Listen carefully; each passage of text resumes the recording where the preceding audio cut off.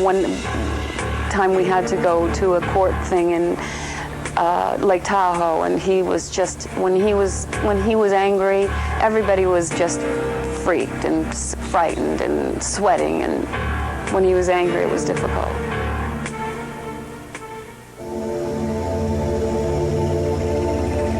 He was pretty much like a wind-up doll, and there was a doctor there, and he was a good doctor, Dr. Nicopoulos.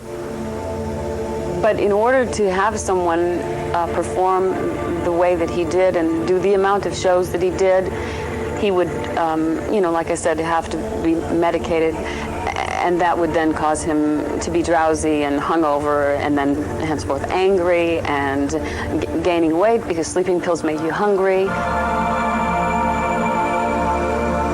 Elvis had insomnia really bad, and so at certain times he'd sleep for days, and that's one of the reasons that Elvis picked up weight, because he had eaten before he went to sleep, and he'd sleep for days. The most important job was to watch him sleep. When he got his food, it was late at night, and he had already taken his meds for sleep, and so he would tend to fall asleep while he was eating. So you would have to make sure that he didn't fall asleep with a mouthful of food, to make sure that he didn't die. No, he didn't throw up. He just fell asleep. He had food in his mouth, so he could hardly breathe. He had to take the food out of his mouth. Yeah, put your finger in his mouth, take the food out. Yeah. Those are things I don't like to talk about. Anybody that can't sleep and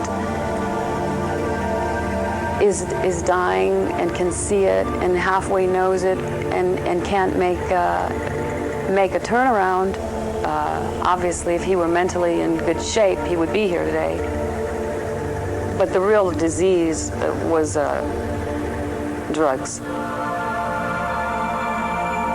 The only person that could have stopped it was the Colonel, because he was kind of like God, I mean, he came in and whisked in and whisked out, but you could see that this was not a healthy situation, and Joe Esposito did everything in his power to talk to Elvis. We all talk to him. We all say, you got a problem here, let's straighten yourself out. Sometimes he'd listen to you. He'd sit there, okay, I'm going to do this. But sometimes he would get mad at you and say, hey, listen, guys, there's a door. If you don't like it, you can leave. You don't have to stay here. He says, I can do what I want to do. And it's true. There's nothing we can do. He has to want to do it in order for it to change. And he didn't want to do it. I would be in charge of the medicine box. And, sometimes we would try to fill some of the capsules with sugar and make him think he was getting a sleeping med when in fact it was a placebo. And so, it was all a game. Let's pretend Elvis isn't dying, During those last couple of years, he did stop and change. He'd clean himself up. He'd be straight as an arrow. He'd be great. He'd go 30, 40 days like that. He wasn't using drugs, and he had a few clear days, and I thought, this is great. But then within a few days, boom, it was the sleeping, all day long and angry. And all of a sudden he'd go back in this depression or something. He told me that he said I would get so depressed I'd stay in my room and lock the door. And he said sometimes my dad would worry and he'd come up and leave a tray at the door. Toward the end, when he was bloated and heavy, he looked terrible. A lot of times he looked terrible. It wasn't that he was mentally disturbed or anything like that. He was just not in good shape. And when you take that kind of medication, you don't even know what you look like. You look in the mirror, you think you look fine. Those were really hard moments, to see Elvis like that, because I see him, I picture the way he was all the time, and that was not him. It's not the same guy I knew on stage, not my friend. We didn't really talk about how serious it was. But it was. Sometimes people say to me, God gave him this gift. Yeah, sometimes it can be a curse too, because it's a tough life to lead to be a superstar. We'd sit up in his bedroom and he would look and he'd go, who am I? You know, he'd sort of like pinch himself. You know, he didn't do any of this. None of this was of his doing. All he did was sing. And, you know, he was just a guy. You know, he was just a guy that had a great voice and a great smile and a great heart and a great sense of humor. But he was also very unsophisticated. So, you know, it was a bit much for him.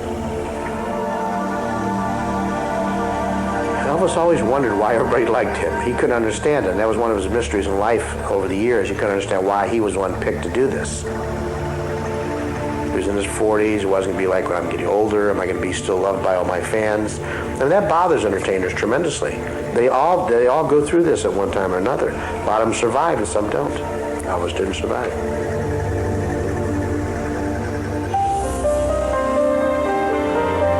He told Ginger, he said that he was going into the bathroom to read. And she said, "Don't fall asleep." And he said, "I won't." And those were the last words that Elvis ever said. We get ready to leave on tour that day to go to Portland, Maine. And I was there in the afternoon getting everybody ready, organized, and the wardrobe guy, Al Strada, was there getting his clothes together, and the phone call came from upstairs. Ginger, Elvis's girlfriend at the time, said Elvis had fainted in the bathroom. So Al ran upstairs, and then I get a phone call 2 seconds later. Al said, "Come upstairs, I need your help." So I ran upstairs, and I go into the bathroom, and Elvis is on the ground. The minute I touched him, I knew he was dead. Turned him over, laid him out, grabbed the phone, called for an ambulance, and Al called the doctor while I was trying to help him. I couldn't resuscitate him at the time, and I couldn't give him mouth-to-mouth. Everybody said I could give him mouth-to-mouth. I couldn't. His mouth was sealed shut, and I was beating on his chest trying to get his heart going, but I knew it was hopeless. I was just sitting there waiting for the rest of the people to show up.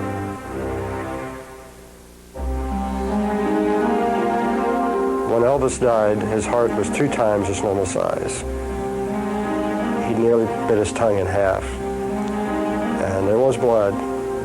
And according to the paramedics, you know, they had to break his knees when they brought him onto the stretcher because rigor mortis had set in.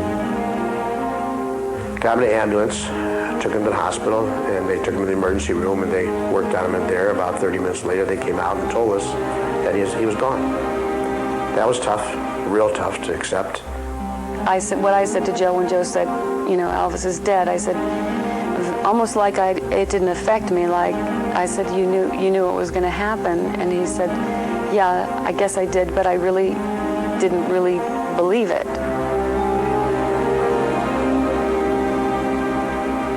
And so my reaction was to turn off the television, turn off the radio, not go to the newsstands, not go to the grocery stores, and I slept with my light on.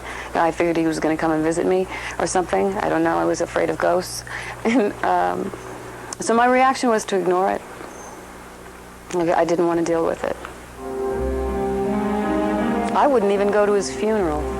I don't think I could have been any help to anybody there. Joe would have just felt pressure to put me up. I didn't want to deal with Priscilla and Linda and every other girl that thought she was the only one. You know, I didn't want to be a part of the drama. When Joe Esposito called Colonel Parker to inform him of Elvis's death, the colonel replied, "This doesn't change a thing. I'll still get my 50%.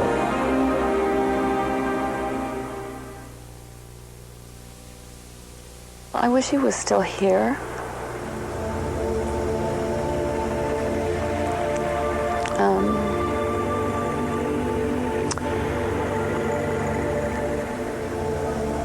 Yeah, you know, it's difficult to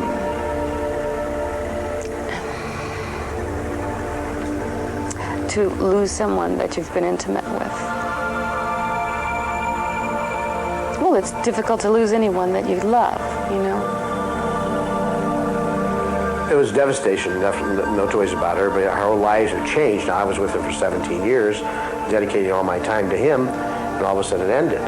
It was like I went away and Elvis was someplace else, like he wasn't dead. So that bothered me tremendously. For about 3 months, I was fine. I was working, busy. Then I realized, hey, he's not coming back anymore.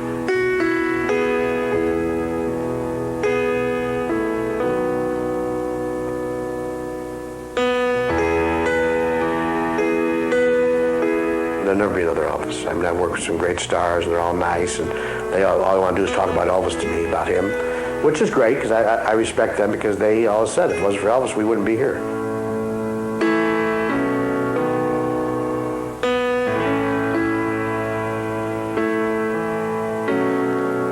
My life has changed completely, yeah, but I still think about him every day.